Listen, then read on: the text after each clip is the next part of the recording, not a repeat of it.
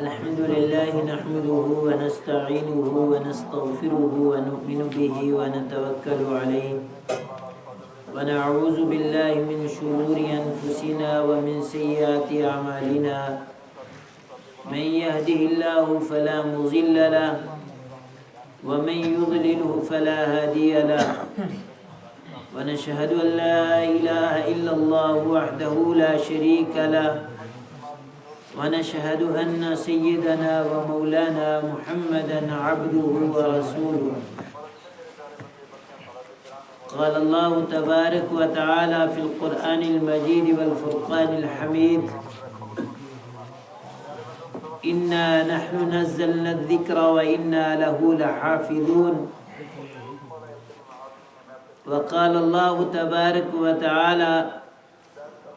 إن هذا القرآن يهدي للتي هي أقوم وقال الله تبارك وتعالى إنا أنزلناه في ليلة القدر وما أدراك ما ليلة القدر ليلة القدر خير من 1000 شهر تنزل الملائكة والروح فيها بإذن ربهم من كل أمر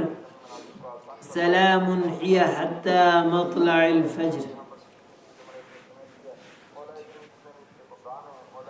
وقال النبي صلى الله عليه وسلم من قام ليلا إيمانا واحتسابا غفر له ما تقدم من ذنبه أو كما قال عليه الصلاة والسلام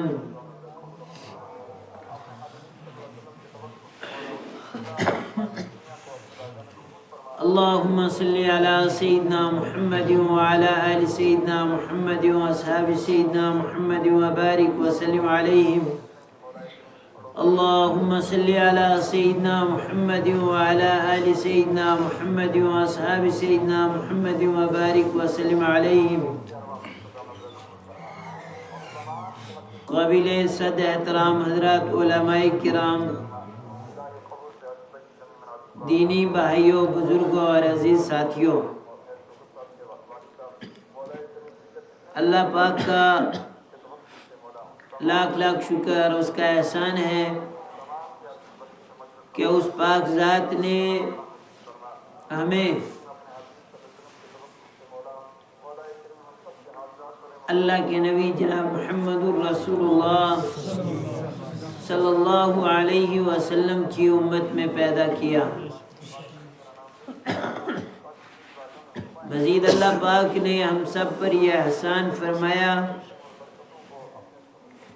کہ زندگی میں ایک بار پھر یہ مبارک مہینہ رمضان کا ہمیں نصیب ہوا۔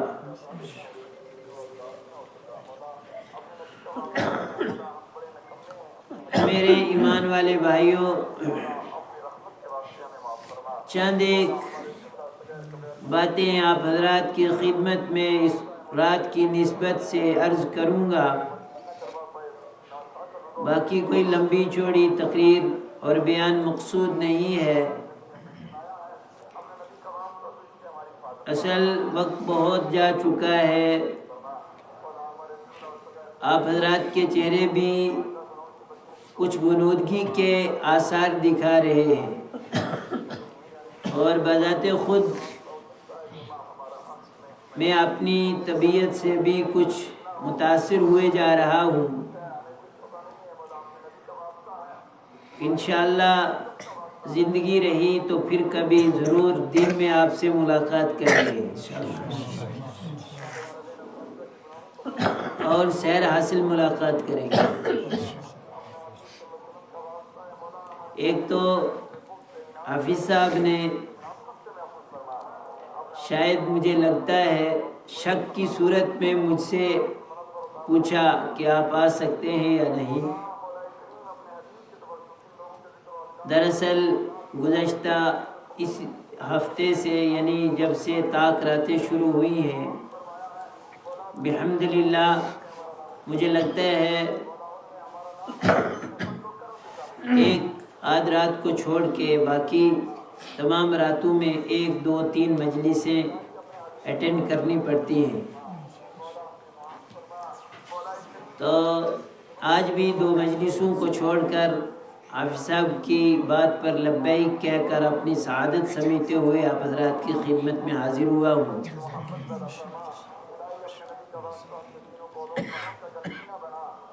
اللہ تعالیٰ سے دعا کریں اللہ مجھ سے کچھ مفید باتیں کہلوا دے جو میری اور آپ کی آخرت کی بہتری کا سبب بن جائے۔ محترم میرے ایمان والے بھائیوں، ہمیں اللہ تعالیٰ نے ایک محدود وقت تک دنیا کے اندر بھیجا ہے۔ ہمارا محدود وقت کیا ہے؟ اگر اوسطاً عمروں کو دیکھا جائے تو اس امت کی اوسط عمریں 60 سے 80 سال کے بیچ کی رہتی ہیں۔ کوئی 100 میں 2 یا 100 میں 3 4 ایسے ہوتے ہیں کہ جو اس سے اوپر کی عمر چھوٹی موٹی پا لیتے ہیں،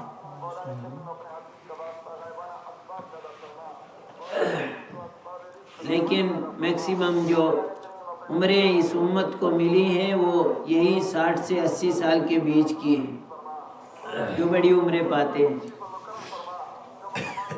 تو اس اعتبار سے ہم سب کو معلوم ہے اور ہم سب کو علم ہونا چاہیے، اگر کوئی 40 سال کا ہو گیا ہے تو اس کو یہ یقین کر لینا چاہیے کہ زیادہ سے زیادہ آئندہ 40 سال میرے ہوں گے۔ کوئی 30 سال کا ہے تو یہ گمان کر لے زیادہ سے زیادہ 50 سال میری زندگی کے باقی ہوں گے۔ بہرحال ہر آدمی اس بات سے باخبر ہے اور باخبر رہنا بھی چاہیے،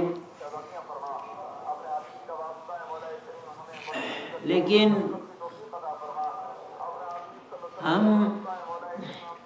ایسے حالات سے متاثر ہو جاتے ہیں اور یہ فطرت انسانی میں بھی ہے کہ وہ بسا اوقات آخرت کو بھول جاتا ہے، اور اس قدر بھولتا ہے کہ وہ اپنی آنکھوں سے دن میں کئی سارے جنازے دیکھتا ہے،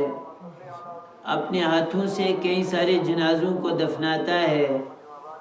اپنے ہاتھوں سے کئی ساری قبروں پر مٹی بھی ڈال دیتا ہے، لیکن اس کے باوجود اپنے آپ کو اس جگہ سے بھول جاتا ہے۔ اور جب انسان بھول جاتا ہے تو پھر جس کی وجہ سے بھولا ہے اس میں منہمک ہو جاتا ہے، اور بھولا کس کی وجہ سے ہے؟ دنیا کی وجہ سے۔ اور دنیا کے یہ 4 دن انسان کی زندگی کے مختلف حوادثات کے ساتھ گزر جاتے ہیں، کبھی خوشی ہے، کبھی غم ہے، کبھی تنگ دستی ہے، کبھی فراوانی ہے، کبھی بیماری ہے، کبھی صحت یابی ہے، بس یہی کھیل ہے دنیاوی زندگی کا۔ تو بہرحال یہ بات میرے عرض کرنے کا مقصد یہ ہے، میں نے آپ حضرات کے سامنے قرآن کریم کی 3 جگہ سے آیتیں تلاوت کی۔ اللہ تعالیٰ نے یہ جو مبارک مہینہ ہمیں نصیب کیا، اللہ ہم سب کی جانے والی تمام عبادتوں کو قبول کرے،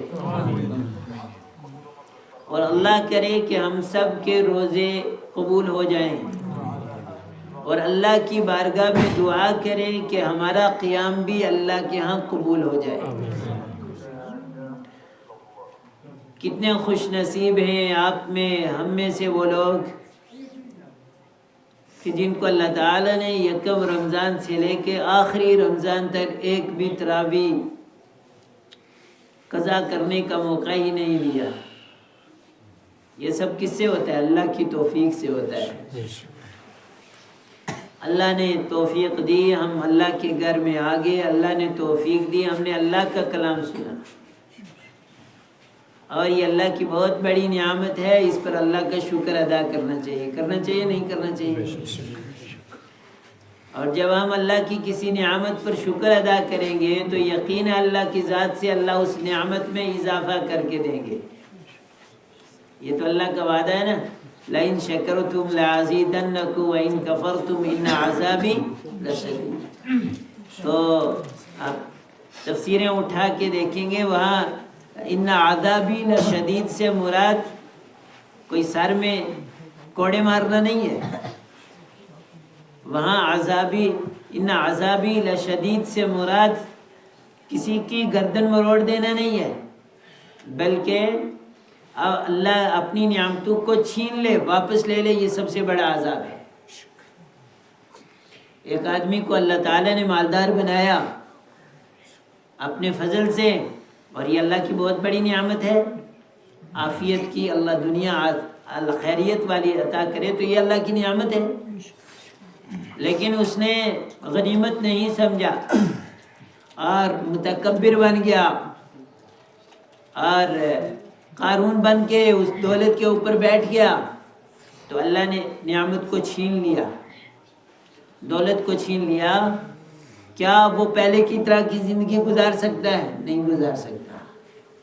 جس طرح کی پہلی اس کی ریل پیل ہوتی ہے ویسی نہیں گزار سکتا، دل دل میں گھٹ رہا ہے، شرمندہ ہو رہا ہے، تو یہ سب سے بڑا عذاب ہے۔ ایک آدمی عہد و منصب والا تھا، اور منصب کو صحیح استعمال نہیں کیا، اللہ کی نعمت کا صحیح استعمال نہیں ہوا، تو اللہ نے اس منصب کو اس سے لے لیا، یہی اللہ کا عذاب ہے۔ اور اس کی نعمت پر مشکور نہیں بنا، شکر گزار نہیں بنا، اللہ نے وہ لے لیا، اب کتنا پریشان ہے۔ جن مجلسوں میں پہلے بیٹھتا تھا وہ مجلسیں نصیب نہیں، جن دوستوں کے ساتھ پہلے بیٹھتا تھا وہ دوست اب نصیب نہیں، اور یہی اس کے لیے بہت بڑا عذاب ہے۔ تو بہرحال اللہ کی نعمتوں کا جتنا شکر ادا کریں گے اللہ تعالیٰ اتنا نعمتوں کے اندر اضافہ کریں گے، یہ اللہ کا وعدہ ہے، اللہ کی گارنٹی ہے، یہ میری اور آپ کی بات نہیں، کسی عام آدمی کی بات نہیں ہے، اللہ کہہ رہا ہے۔ اور جب بندہ اس پر یقین کر لیتا ہے تو پھر اس کے اثرات اپنی آنکھوں سے دیکھتا بھی ہے۔ تو بہرحال یہ اللہ کی بڑی نعمت ہوئی ان لوگوں کے ساتھ، اللہ کا بڑا احسان ہوا ہم سب ان لوگوں کے ساتھ کہ جن کو اللہ نے رمضان ان اصولوں سے گزارنے کی توفیق عطا فرمائی جو اللہ کو مطلوب ہے۔ بہرحال قابل مبارک ہیں آپ تمام حضرات کہ آپ نے اللہ کے کلام کو تراویح کے اندر مکمل سنا۔ لوگ دنیا کی عیش و عشرت کے لیے، دنیا کے مزے لٹانے کے لیے، لوٹنے کے لیے کروڑوں روپے خرچ کر کے آسائشیں ڈھونڈتے ہیں اور رات گزارتے ہیں، اور اللہ کے بندے، اللہ سے تعلق رکھنے والے اللہ کے گھر میں آ کے اللہ کے ساتھ کیا کرتے ہیں؟ راز و نیاز کی باتیں کرتے ہیں، یعنی نماز پڑھی تو اللہ سے راز و نیاز کی بات ہوئی نہیں ہوئی، قرآن پڑھا تو اللہ سے ڈائریکٹ کلام کر رہا ہے، اللہ کا کلام تو پڑھا جا رہا ہے۔ تو بہرحال میں نے قرآن کریم کی آیات تلاوت کی۔ اللہ تعالیٰ قرآن پاک میں ارشاد فرماتا ہے اِنَّا نَحْنُ نَزَّلْنَا الذِّكْرَ وَإِنَّا لَهُ لَحَافِظُونَ، کہ اس قرآن کریم کو ہم نے اتارا ہے اور ہم نے ہی اس کی حفاظت کی ذمہ داری لے رکھی ہے۔ تو قرآن کریم جس ذات کی طرف سے اتارا گیا، اس قرآن کریم کا محافظ بھی وہی ہے۔ حالانکہ قرآن کریم سے پہلے بھی آسمانی کتابیں اتری ہیں، اتری نہیں اتری، اتری ہیں، مشہور 4 کتابیں ہیں، ورنہ اس کے علاوہ بھی بہت سارے صحیفے اتارے گئے انبیاء علیہ الصلوۃ والسلام پر، جیسے توریت ہے، زبور ہے، انجیل ہے، قرآن کریم ہے، یہ تو مشہور 4 کتابیں ہیں، ورنہ اس کے علاوہ بھی اللہ تعالیٰ کی طرف سے وقتاً فوقتاً کتابیں اتری ہیں انبیاء علیہ الصلوۃ والسلام پر، لیکن اکثر کتابوں میں تحریف ہو گئی، رد و بدل ہو گیا۔ اس وقت کے مولویوں نے، اس وقت کے ملاؤں نے جو من چاہا سو داخل کر لیا، جو من چاہا اسے نکال دیا، یعنی جہاں اپنا ذاتی مقصد تھا وہاں اس آیت کو مٹا دیا، اور جہاں حاصل کرنے کا مقصد تھا تو مزید داخل کر دیا جملے کو۔ کیوں؟ اعلیٰ کتاب آسمانی تھی، اتاری گئی اللہ کے نبی پر، اترنے والی اللہ کی طرف سے ہے۔ پھر کیوں ایسا ہوا؟ اس وجہ سے کہ قرآن کریم کی حفاظت کی گارنٹی اللہ نے لی، لیکن باقی کتابوں کی حفاظت کی گارنٹی اللہ نے نہیں لی تھی، کسی کتاب کی نہیں لی قرآن کے علاوہ۔ توریت اتاری گئی لیکن کوئی گارنٹی نہیں دی کہ میں اس کو محفوظ رکھوں گا، اس میں تحریف نہیں ہوگی۔ زبور اتاری گئی، کوئی گارنٹی نہیں، ہاں ہے آسمانی کتاب ہے، اس کے اصل پر عمل کرتے رہو گے کامیاب ہو جاؤ گے، اور جب مفاد پرست لوگ اس میں کوئی نئی چیز ایڈ کرنا چاہیں گے کر سکتے ہیں، پھر وہ ان کی ہلاکت کا سبب بن جائے گی۔ لیکن قرآن کریم ایسی کتاب ہے، اس کی اتارتے ہی پہلے گارنٹی دے دی، انا نحن نزلنا الذکر وانا لہ لحافظون، کہ ہم نے اس قرآن کو اتارا ہے اور ہم ہی اس کے محافظ ہیں، کوئی ایک حرف بھی، ایک نقطہ بھی اس میں زائد داخل نہیں کر سکتا ہے، ایک زیر کو بھی باہر نہیں نکال سکتا ہے، ایک زبر کو بھی باہر نہیں نکال سکتا ہے، بالکل اس کے اوپر مور لگ گئی ہے، اور یہ ضابطہ بن گیا ہے کہ اب قیامت تک جو اللہ نے اتار دیا یہ ثبوت رہے گا۔ تو یہ قرآن کی حفاظت ہے، اور اسی وجہ سے ہمارے اکابر فرماتے ہیں، بڑے فرماتے ہیں، اور حدیث پاک ہے جس کا مفہوم ہے کہ جو قرآن سے جب قرآن کی حفاظت کی گارنٹی کس نے لے لی؟ اللہ نے لے لی، تو اب جو قرآن سے جڑ گیا اس کی حفاظت بھی اللہ کے ہاں ہوگی۔ اس کی حفاظت بھی کون کرتا ہے؟ اللہ کرتا ہے۔ ہمارے سینوں کے اندر قرآن ہو اور ہم ضائع ہو جائیں، یہ نہیں ہو سکتا ہے، ہو ہی نہیں سکتا ہے،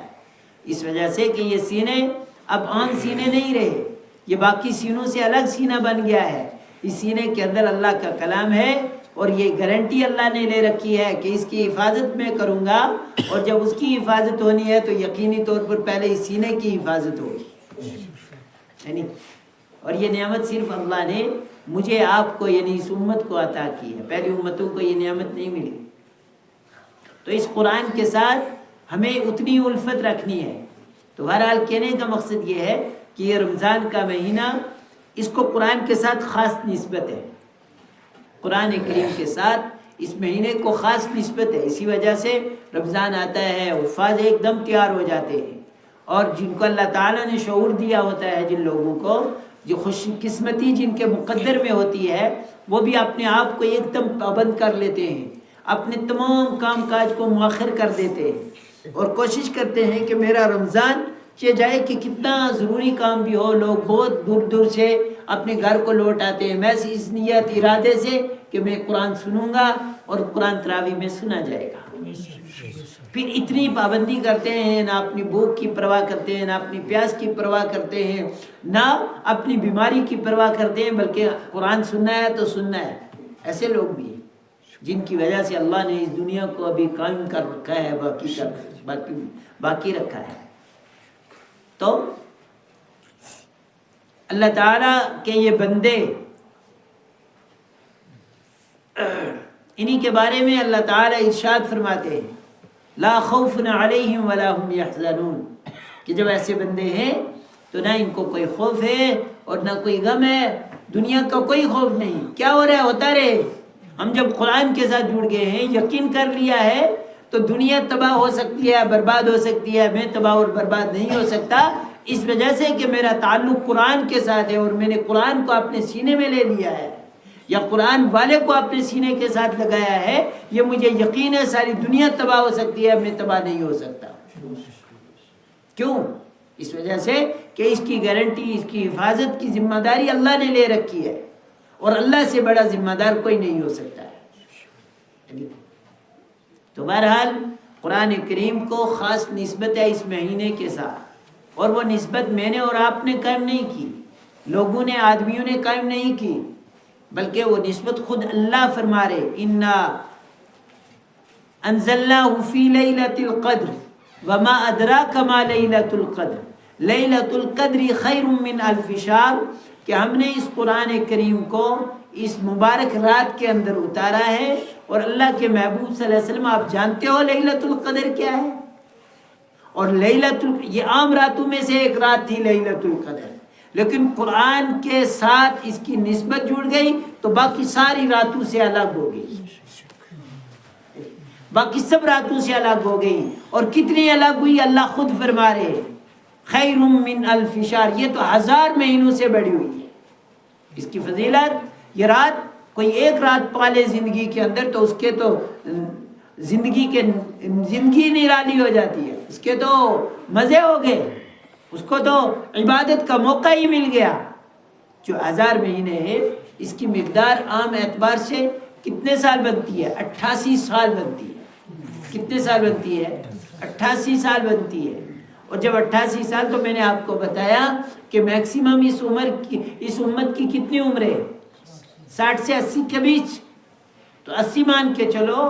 تو زیادہ 80 ملے گی، تو 8 سال اللہ ایکسٹرا دے رہے ہیں اوپر سے، کہ تمہیں 80 سال تو ہے، اور سن بلاغت کے دن بھی جو بلاغت سے پہلے کے وہ بھی نکال دو، لیکن اس کے باوجود میں آپ کو پھر ایکسٹرا 8 سال کی عبادت کا ثواب دیتا ہوں جس نے ایک رات کو پا لیا، اور جس کو اللہ زندگی میں 40 راتیں نصیب کر دے، 20 راتیں نصیب کر دے، 30 راتیں نصیب کر دے، اس سے بڑا خوش نصیب اور کون ہو سکتا ہے؟ اسی وجہ سے جناب نبی کریم صلی اللہ علیہ وسلم نے اس امت کے حالات کو دیکھا، یہ رات آئی کیوں؟ جو اس کی وجہ تسمیہ بیان کی گئی ہے وہ یہ ہے کہ اللہ کے نبی صلی اللہ علیہ وسلم نے صحابہ کرام کے سامنے پہلی امتوں کا تذکرہ کیا، اور جب تذکرہ ہو رہا تھا تو ایک آدمی کا تذکرہ آیا کہ اس نے بہت بڑی عمر پائی، اور ایک پلک جھپکنے کے برابر، یعنی یہ آنکھ ہم ٹمکوڑتے ہیں نا اوپر سے نیچے کرتے ہیں، تو اتنی مقدار میں بھی، اتنی مدت میں بھی اس نے کبھی اللہ کی نافرمانی نہیں کی، اور وہ اللہ کی یاد سے اتنی دیر بھی غفلت نہیں ہوئی، غفلت میں نہیں آیا۔ اور پھر جب تو اس کی عمر بڑی تھی، صحابہ کو رشک آیا کہ اللہ کیا بات ہے، ہماری تو عمریں ہی چھوٹی چھوٹی ہیں، پھر تو ابھی ہم مسلمان ایمان لائے ہیں بڑے بڑے ہو کے، تو ہم کیسے ان کے برابر ہو سکتے ہیں؟ ہماری باتیں ان کی میل کیسے کھا سکتی ہیں ان لوگوں کے ساتھ؟ تو انعام میں اللہ نے کہا کوئی مسئلہ نہیں، کوئی معاملہ نہیں، اگر بنی اسرائیل کو ہم نے اتنی لمبی لمبی عمریں دی تھی، دوسری قوموں کو لمبی عمریں دی تھی، اور انہوں نے عبادتیں کی، تو سنو ہماری بات بھی۔ بات یہ ہے کہ آؤ میں تمہیں ایک رات دے دیتا ہوں، اگر زندگی میں وہ ایک رات پا لی تو سارے بنی اسرائیل والوں سے آگے نکل جاؤ گے۔ اور ایک تو یہ انعام، تو صحابہ خوش ہو گئے، اور پہلے کیا ہوا، وہ رمضان میں آ جائے گی رات، کب آ جائے گی؟ 30 دنوں میں۔ کتنے دنوں میں؟ 30 دنوں میں امت کے اوپر مشقت ہوئی، 30 دنوں میں، پورے 30 دن جاگ نہیں سکتے، کس رات میں تلاش کریں، طاق میں کریں، جفت میں کریں، پہلے عشرے میں کریں، دوسرے میں کریں، تیسرے میں کریں، اور آسانی کر دی امت کے لیے کہ نہیں، آپ کو پہلے 2 عشروں کو چھوڑ دینا ہے، تیسرے عشرے میں تلاش کرنا ہے۔ کب تلاش کرنا ہے؟ تیسرے، اور تیسرے عشرے بھی پورا عشرہ نہیں آپ کو تلاش کرنا ہے، 5 دن تلاش کرنا ہے۔ کتنے دن تلاش کرنا ہے؟ 5 دن، 21، 23، 25، 27 اور 29۔ کتنا آسان کر دیا۔ اگر اللہ چاہتے تو پورا مہینہ ہمیں مبتلا کر دیتے کہ ڈھونڈو، تب بھی ڈھونڈنی تھی، اور 2 ہفتے میں کر دیتے تب بھی ڈھونڈنی تھی، لیکن اللہ نے اتنا آسان کر کے، اور اس سے آگے کا جملہ سنو، اور زیادہ آسان کر دی، اس سے بھی مشقت میں مبتلا امت کو ہونے سے بچا لیا، اور اللہ تعالیٰ نے گارنٹی دے دی، یا حتی مطلع الفجر، بتا دوں وہ کب ملے گی آپ کو، وہ کہاں سے ملے گی آپ کو؟ صرف اتنا ہے کہ آپ نہ 21 کی پوری رات جاگ سکیں گے، پھر نہ 23 کی پوری رات جاگ سکیں گے، پھر نہ 25 کی آپ پوری رات جاگ سکیں گے، اگر 27 ہی میں تلاش کریں گے تو پوری رات تو نہیں جاگ سکو گے، ہر ایک تو نہیں جا سکتا ہے نا، ٹھیک ہے، اللہ ماشاء اللہ بازے جان جاگتے ہیں لیکن ہر ایک تو نہیں جاگ سکتا۔ اور پھر اگر 27 کو نہیں ملی، 29 کو آ گئی، انعام پر انعام ملا جا رہا ہے۔ اللہ تعالیٰ نے فرمایا کہ ہاں ٹھیک ہے آپ تلاش کرو، تو میں ایک وقت دے دیتا ہوں، اس وقت میں آپ نے پالی تو گیا رات پا ہی لی آپ نے، اور پوری رات پالی۔ اور وہ کون سا وقت ہے؟ ہیا حتی مطلع الفجر، فجر کے طلوع ہونے سے پہلے پہلے آپ نے اس رات کے کچھ حصے کو بھی پا لیا تو گیا پوری رات پا لیا۔ کتنا انعام کر دیا،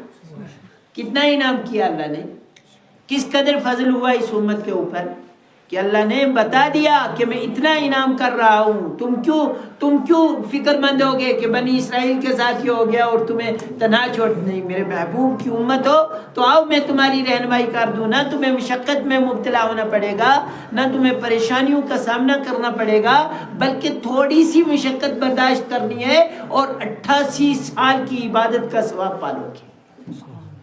اسی وجہ سے ہمیں کوشش یہ کرنی چاہیے کہ جو طاق لاتے ہوں شروع میں تھوڑا جاگ لیں، تھوڑی عبادات کر لیں، انفرادی عبادت کریں۔ اصل میں دراصل یہ اجتماعی تو اصلاح کی غرض سے یہ باتیں ہو جاتی ہیں، اور کچھ تاکہ مل کے جاگنے میں سب کو آسانی ہوتی ہے، اور انفرادی طور پر جاگنا مشکل ہوتا ہے، ورنہ یہ مجلسیں بھی اس رات کے ساتھ کوئی تعلق نہیں رکھتی ہے، صاحب بات ہے۔ اگر اس رات کو تلاش کرنا ہے آپ کو تو پھر تنہائی میں تلاش کرو، پھر اللہ کے ساتھ تعلق جوڑو، مائکوں سپیکروں کے ساتھ نہیں۔ بلکہ آج تو اللہ معاف فرمائے، شاید آپ ناراض نہ ہو جائیں تو میں ایک بات بڑھ کے کہہ دیتا ہوں آج کے اعتبار سے، کہ اب تو رسمی راتیں ہو گئی ہیں، اور رات گزارنے سے پہلے، شب گزاری سے پہلے مشورہ ہوگا بریانی بنے گی کہ حلوہ بنے گا، بنتا ہے نہیں بنتا ہے، ہوتا ہے۔ بہرحال معیوب چیز تو نہیں ہے، کھلانے میں بھی سخاوت ہے، لیکن بہرحال اس کو بالکل مزاج ہی بنا لیا ہے۔ اور اب تو اتنی بریانی مشہور ہو گئی ہے کہ لوگ کسی اور ناطے سے آئیں نہ آئیں، بریانی کے ناطے سے ضرور آئیں گے پروگرام میں۔ تو بہرحال مزاج بن گیا ہے، اللہ معاف فرمائے۔ تو بہرحال کہنے کا مقصد یہ ہے کہ یہ رات بریانی اور حلووں کی رات نہیں ہے، یہ رات کس کی رات ہے؟ عبادت کی رات ہے، اور خوب عبادت کرو۔ جو پوری رات جاگ سکتا ہے پوری رات جاگے، پھر کچھ دیر کے لیے آرام کر لے، اور پھر بہترین طریقہ یہ ہے، اللہ کی قسم رات کو پانے کا، قربان جائیے میرے اللہ تیری قدرت پر، اور قربان جائیے جناب محمد الرسول اللہ صلی اللہ علیہ وسلم کی اس امت کے ساتھ شفقت کو کتنا واضح کر دیا۔ نہیں رات جاگ سکو گے، بڑی راتیں آ جائیں گی، بڑی سردیوں کی راتیں کہاں جاگ سکو گے؟ کتنا آدمی اپنے آپ کو جھنجھوڑنا چاہے کہ ایک پل بھی میری آنکھ نہ لگے تو آخر لگ جاتی ہے، اور ہم تو کمزور لوگ ہیں، مشقتیں اٹھانے والے لوگ ہیں، ہمیں کہاں یہ آنکھ بند ہونا رہتی ہے۔ تو پھر گارنٹی دے دی یا حتی مطلع الفجر، کم سے کم تم یہ رہو، ایسا چوکس رہو کہ فجر جس وقت روزہ بند ہوتا ہے نا، سحری کا آخری وقت ہوتا ہے، اس وقت میں یہ جاتے جاتے پکڑا جاتا ہے یہ وقت، بس اس وقت کو پا لیا تو انشاءاللہ پوری رات کو پا لیا، گارنٹی ہے، کیونکہ اللہ گارنٹی دے رہا ہے نا، میں اور آپ تھوڑے کہہ رہے ہیں، اللہ کہہ رہا ہے یا حتی مطلع الفجر۔ اور یہ جو سما رہتا ہے، جس سما کے لیے، جس گھڑی کے لیے ہم آپ کو جگا رہے، تو یہ جب مغرب کا وقت ہوتا ہے نا، غروب آفتاب سے لے کے کب تک رہتا ہے؟ صبح صادق تک رہتا ہے، جس کو ہم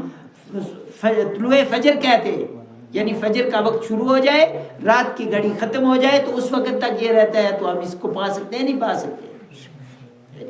مثال کے طور پر یہ کچھ دیر کے لیے لمحہ رہتا ہے، جیسے جمعہ کے بارے میں آتا ہے کہ جمعہ کے پوری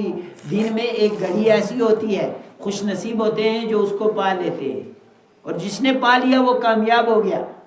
تو اسی طرح کی ایک گھڑی ہے یہ پوری رات کے اندر، اور پوری رات جاگیں گے، تلاش کریں گے، تو ممکن ہے جس وقت ہم تھوڑے سے غفلت میں آئیں اسی وقت وہ نکل جائے، ہاتھ سے نکل گئی، لیکن مایوس ہونے کی ضرورت نہیں، پھر اللہ نے کہہ دیا کوئی بات نہیں، اور ایک وقت میں وہ ضرور آپ پالو گے، وہ آخری وقت میں فجر کے پہلے آپ اس کو ضرور پالو گے۔ اسی وجہ سے جب یہ طاق راتیں ہوں، زندگی آئندہ اللہ جانتا ہے کس کو یہ زندگی میں نصیب ہو یا نہ ہو، گزشتہ سال ہم میں سے کتنے سارے لوگ ہوں گے جنہوں نے رمضان ہمارے ساتھ گزارا ہوگا اور روزے ہمارے ساتھ رکھے، تراویح ہمارے ساتھ پڑھی ہوگی، مثال منو مٹی کے نیچے ہیں، آئندہ کا کیا پتہ ہے ہم میں سے بھی کون ہو یا نہ۔ بہرحال ایک ارادہ اللہ کی ذات سے تو امید ہے، اور ہمارے اکابر کہتے ہیں، ایک طبرانی کی حدیث ہے کہ آج کی رات میں اللہ سے یہ دعا کرنی چاہیے، آخری رات جو ہے وہ جس کو شب جائزہ بولا جاتا ہے، لیلۃ الجائزہ، بدلے کی رات۔ بہرحال اس کے بارے میں بھی عرض کروں گا، وقت بہت مختصر ہے۔ تو یہ شب جائزہ تک اللہ تعالیٰ بندوں کو معاف کرنے کی تاکید کرتے رہتے ہیں، معاف ہو جائے بندہ، معاف ہو جائے بندہ، آ جائے اللہ کے در پر تو اللہ معاف کر دیتے ہیں۔ لیکن ایک قاعدہ یاد رکھو اپنی زندگی کا کہ جب بھی طاق راتیں ہوں، اگر زندگی میں اللہ پھر نصیب کرے تو یہ جو طاق راتیں نا 21، 23، 25، 27 اور 29 کی، جس دن ہم سحری کھاتے ہیں تو سحری ہم آخری وقت تک کھاتے رہتے ہیں، پتہ نہیں آپ کب تک کھاتے ہوں گے، میں تو بس آخری میرا لقمہ ہوتا ہے جب اعلان آخری ہوتا ہے، تو آپ کا مجھے نہیں پتا۔ تو بہرحال طاق راتوں میں یہ کوشش کی جائے کم سے کم 20 منٹ پہلے اذان کے پہلے چھوڑ دیا جائے کھانے کو، فارغ ہو کے مصلے پہ بیٹھا جائے، اور مصلے پہ بیٹھ کے پھر خوب اللہ سے لو لگائی جائے، امید ہے اللہ کی ذات سے کہ وہ گھڑی مل جائے گی، جس کی تلاش ہے وہ گھڑی مل جائے گی، اور بہت غنیمت ہے انشاءاللہ، یاد رکھیں گے۔ بہرحال کیا پتہ زندگی میں دوبارہ یہ کہنے کا موقع ملے نہ ملے۔ تو بہرحال میرے ایمان والے بھائیوں، بزرگوں اور دوستوں، ہماری زندگی کا سارا خلاصہ یہی ہے، جو کما لیا وہ نیکیاں ہیں، اور جو گنوا دیا وہ نیکیوں کو گنوا دینا ہے، وقت کو ہاتھ سے کھو دینا ہے۔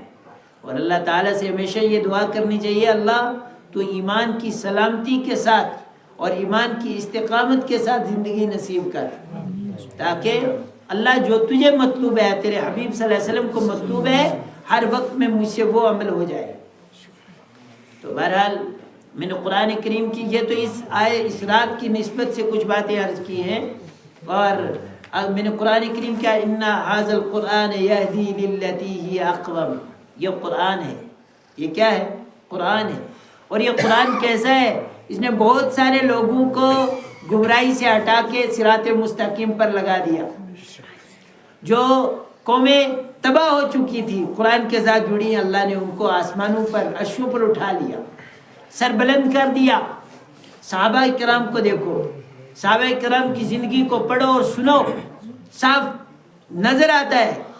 کس دھانے پر گمراہی کے پہنچے ہوئے تھے، لیکن جب قرآن کے ساتھ جڑ گئے تو اللہ نے امت کے رہبر اور رہنما بنا دیے، بنائے نہیں بنائے۔ السابقون الاولون من المہاجرین والانصار،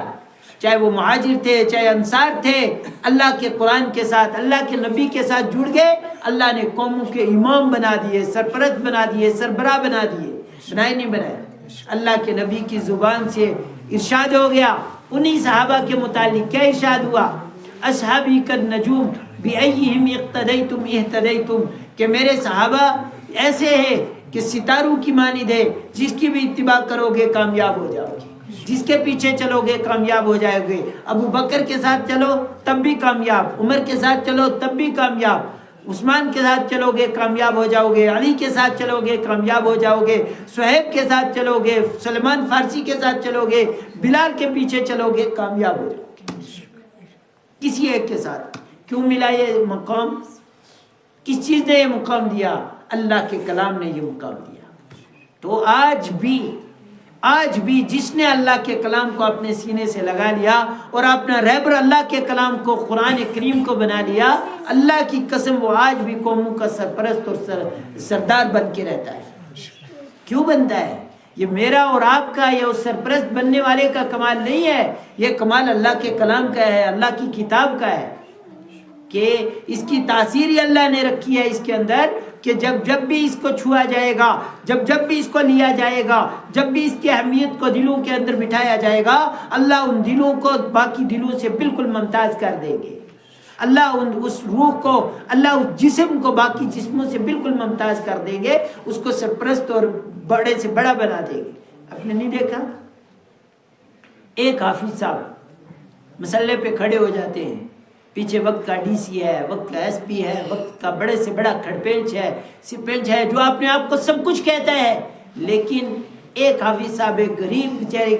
حافظ صاحب ہے، لیکن آپ سب کے امام بن گئے، بنے نہیں بنے؟ کس چیز نے بنایا؟ ڈی سی وہاں نہیں کھڑا ہو سکتا، بڑے سے بڑے عہدے والا وہاں نہیں کھڑا ہو سکتا، لیکن حافظ صاحب بے دھڑک کھڑے ہیں، اور سارے کے سارے اپنے آپ کو بڑے کہنے والے حافظ صاحب کے پیچھے ہاتھ باندھ کے کھڑے ہیں۔ کس چیز نے حافظ صاحب کو یہاں پہنچا دیا؟ اللہ کے کلام میں۔ تو جو بھی اللہ کے کلام کے ساتھ جڑے گا، وہ چاہے چھوٹا ہو کہ بڑا ہو، جب بھی اللہ کے کلام کے ساتھ جڑے گا، یہ کلام اللہ کے اندر تاثیر ہے، وہ سربلند اور سرپرست بن جائے گا، اللہ اس کو سربلند کر دے گا۔ وَأَنْتُمُ الْأَعْلَوْنَ إِن كُنتُم مُؤْمِنِينَ۔ اور مومن وہی ہو سکتا ہے جس کی زندگی کے اندر قرآن ہوگا، جس کی زندگی قرآن کے مطابق ہے، وہ ایمان والا ہے، تو اللہ اس کو سربلند کر دیں گے، اس کے مرتبوں کو سرفراز کر دیں گے، اعلیٰ ترین اس کے مرتبے ہو جائیں گے، سمجھے؟ تو بہرحال میرے ایمان والے بھائیوں اور بزرگوں اور دوستوں، یہ رات بڑی قیمتی رات ہے اور قرآن کے ساتھ مناسبت والی رات ہے۔ اللہ تعالیٰ نے قرآن کریم کو لوح محفوظ سے آسمان دنیا پر اسی رات میں پورا اتارا، پھر وہاں سے دنیا پر بتدریج 23 سال کے اندر اترا ہے۔ جس طرح جس وقت جس آیت کی جس صورت کی ضرورت پڑتی رہی، اللہ تعالیٰ نے اس اعتبار سے دنیا کے اندر اتارا، لیکن اسی رات میں قرآن کریم کے اترنے کی شروعات اللہ کے ہاں سے آسمان دنیا پر ہوئی ہے۔ اس وجہ سے یہ رات بھی بڑی ہو گئی، یہ پورا مہینہ بڑا ہو گیا، قرآن کے ساتھ نسبت ہو گئی۔ تو ایک تو میرے کہنے کا مقصد یہ ہے، ہمیں اپنی زندگی کو قرآن کے مطابق ڈالنا ہے نا انشاءاللہ۔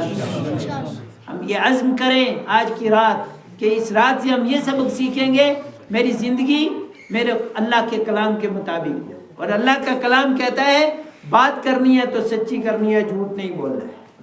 یہ اللہ کے کلام کا حکم ہے۔ اللہ کا کلام کہتا ہے کسی کے ساتھ عہد کرنا ہے، کسی کے ساتھ تعلق قائم کرنا ہے، معاملہ کرنا ہے، صاف ستھرا کرنا ہے، دھوکہ نہیں کرنا ہے۔ یہ کون کہہ رہا ہے؟ اللہ کا کلام کہہ رہا ہے۔ تو مجھے اور آپ کو پھر زندگی میں عہد اور پیمانے کو کیسے کرنا ہے؟ پورا کرنا ہے، دھوکہ نہیں کرنا ہے۔ اور قرآن کہتا ہے کہ مسلمان کا ہمدرد ہو سکتا ہے، دشمن نہیں ہو سکتا، تو ہم پھر ایک دوسرے کے ساتھ دشمنی کر سکتے؟ وہ کوئی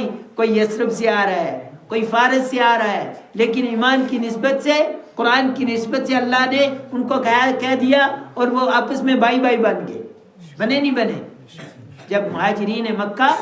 مدینہ منورہ پہنچے، انصار صحابہ کھڑے ہو گئے، تو اتنی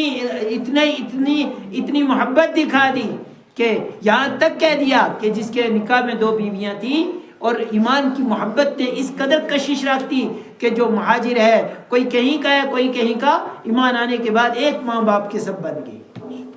بن گئے نہیں بن گئے؟ بن گئے کہ 2 بیویاں تھیں، صلاح لی بھائی سے کہ تو میرا بھائی بنا ہے، میں اس کو طلاق دے دیتا ہوں، عدت کے ختم ہونے کے بعد تو اس سے نکاح کر لے۔ کتنی بڑی قربانیاں تھی، کس نے ان دلوں کو جوڑ دیا؟ اور یہی وہی عرب والے تھے کہ آپ دشمنی میں دنیا میں سب سے اگر مشہور قوم تھی وہ اہل عرب کی تھی، یہاں تک کہ جس آدمی کے ساتھ دشمنی ہو جایا کرتی تھی، اگر پتہ چلا کہ اس راستے سے وہ آدمی گزرا ہے، اور اگر کتے کا خون بھی گرا ہوا تھا تو اس کو چاٹ لیتے تھے کہ یہ میرے دشمن کا خون ہے، یہ حالت تھی۔ لیکن جب اللہ نے قرآن اتارا اور قرآن کو ہدایت بنا کے ان کے لیے اتارا، تو پھر دشمن کو بھی اپنے سینے سے لگایا، اور اتنا سینے سے لگایا کہ اجنبی کو اپنا بھائی بنا لیا۔ تو کس کے ذریعے سے ہوا؟ اللہ کے قرآن کے ذریعے سے، ایمان کے ذریعے سے ہوا۔ تو بہرحال میرے ایمان والے بھائیوں، بزرگوں اور دوستوں، ایک تو بنا تیاری کے آپ حضرات کی خدمت میں حاضر ہو گیا تھا، اور دوسرے تھوڑی طبیعت میں تھوڑا نرمی تھی، تو جو ٹوٹی پھوٹی باتیں کہی ہیں، اللہ تعالیٰ سے دعا کریں اللہ عمل کی توفیق عطا فرمائے۔ مجھے بھی آپ کو بھی میرا وعدہ ہے انشاءاللہ ضرورت پڑے گی کہ آپ کی خدمت کے لیے حاضر ہوں، کبھی جمعہ کے موقع پر، کبھی دوسرے موقعوں پر آپ حضرات کی خدمت میں آؤں گا، اور میرے لائق آپ کے اس کاز کے اعتبار سے، کام کے اعتبار سے، علاقائی اعتبار سے جو خدمت ہوگی انشاءاللہ میں حاضر ہوں۔ اللہ تعالیٰ کے نسبت زیادہ عمل کی توفیق عطا فرمائے۔ اللہ تعالیٰ اس رات کی برکتوں کو ہم سب کو مقدر فرمائے، نصیب فرمائے، اور اللہ تعالیٰ سے دعا کریں کہ اللہ تعالیٰ تو نے رمضان کی جو عبادات اپنے بندوں سے قبول کیے ہیں، اللہ تعالیٰ وہ ساری عبادات ہماری بھی قبول کر لے، اور اللہ کرے کہ یہ مہینہ، یہ رمضان ہمارے لیے آخری سال نہ ہو، اور اگر اللہ نے فیصلہ کر دیا ہے آخری سال ہو تو اللہ ہمیں متقین میں سے، پرہیزگاروں میں سے بنا کے اٹھائے۔ وآخر دعوانا الحمدللہ رب العالمین۔